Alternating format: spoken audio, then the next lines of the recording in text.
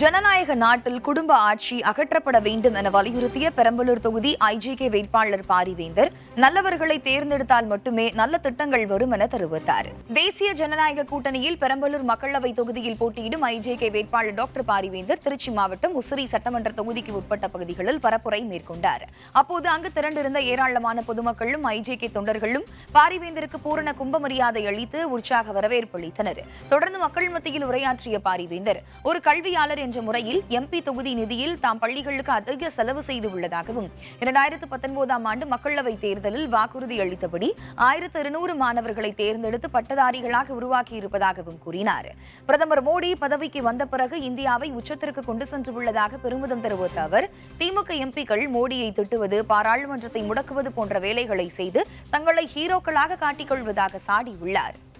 எந்த பாராளுமன்ற உறுப்பினராவது தமிழ்நாட்டில் அல்ல இந்தியாவிலேயே தன்னுடைய சொந்த பணத்திலிருந்து 118 கோடி ரூபாயை அந்த தொகுதிக்கு செலவழித்திருக்கிறானா என்பதை சிந்திக்க வேண்டும்.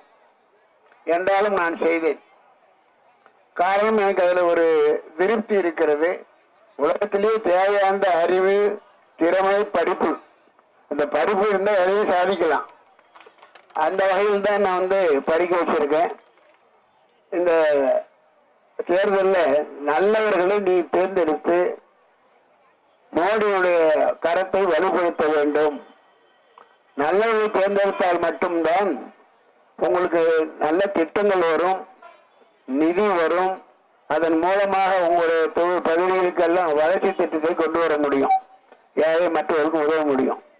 திராவிட திருவாளர்கள் 38 பேர் வந்தாங்க.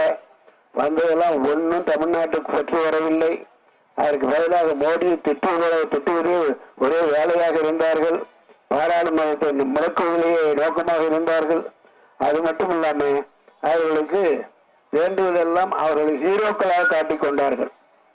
அதெல்லாம் என்ன ஆக, ஊழல் பண்ணுபவர்களையும் லஞ்சம் வாங்குபவர்களையும் மதிக்காதீர்கள். அதனால உங்கள் வரிப்பணத்தில் கொள்ளையடிப்பவர்களை அவர்கள் குடும்பத்தை நீங்கள் மதிக்கக்கூடாது. அத்தகைய குடும்பத்தில் இருந்து வருகிற அவருடைய பிள்ளைகளையும் மதிக்கக்கூடாது.